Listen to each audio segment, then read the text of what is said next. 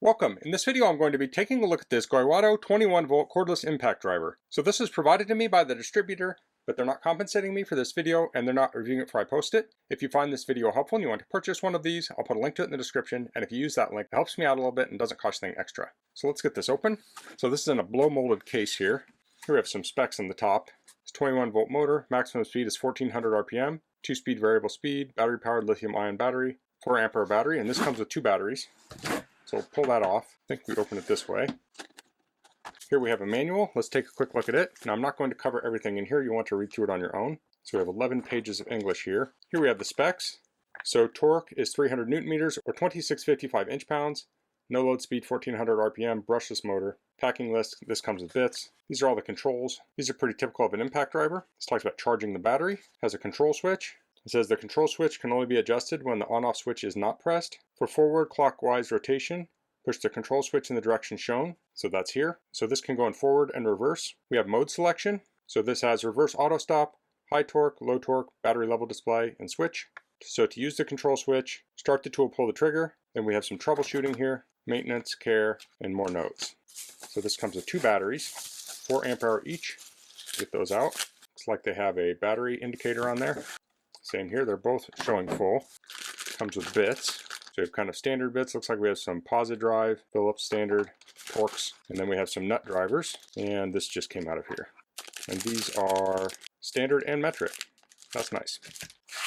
Here we have the drill, but before we get to that, let's get this battery charging. So battery charger here. So these are showing full, but I do want to make sure they're topped off. So I'll plug this in here. We have a red light, so that's charging. And this is currently drawing 20 watts. Now this can vary depending on state of charge of the battery. So I'll let that finish charging and we'll look at this here. So this is hard plastic with rubber over molding. Plastic in the back here, rubber around the handle, rubber on the bottom. We have forward, reverse. We have the mode adjustment here. We have a quick release. So let's place the battery in here. I'll press it on forward and we'll pull the trigger. So that's turning, we'll go to reverse. So I can go to forward here, pull the trigger, and we can see this lit up down here, and I can press this button and we can go through the different modes. It's probably hard to see here, but this is high torque mode. I need to press the trigger for this to activate. We have high torque and then low torque mode. That's in forward. Let's go to reverse. When we put it in reverse, there's a little light here. It says auto stop. And that's on.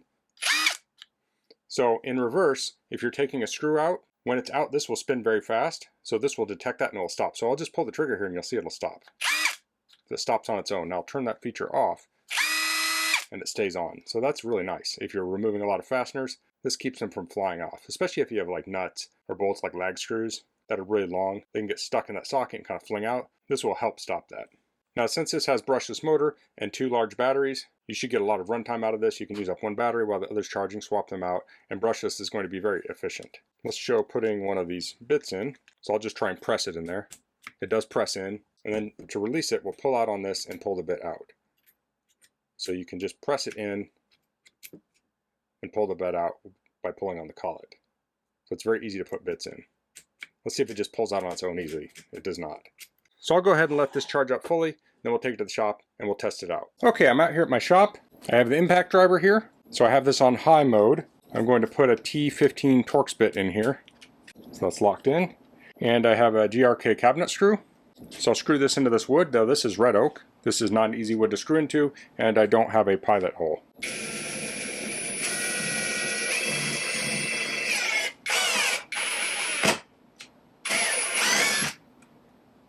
So that went in super easy. That might be hot. Let me reorient this. Let me try putting one in the face. This time I'm going to use a 3-inch screw. Now this might split the wood. It might actually break the screw, but we'll try.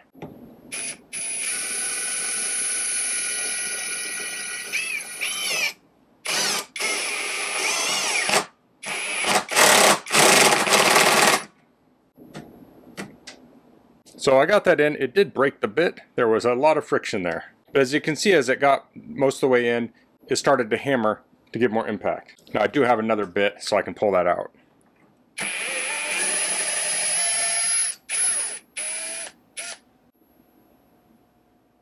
Ooh, very hot. Now that's not typically how you would drive one of these screws. Typically you would pre-drill into something like oak. Now if you're going into pine or for construction lumber, you don't need a pre-drill with these GRK screws because they have a split tip on them. Here I have a structural screw, it's T30, and I have a bit for that.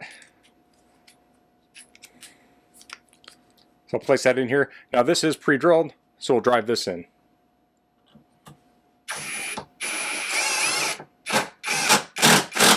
That went in no problem. Now it's not threaded down here. I may have trouble getting this out. Let's try it.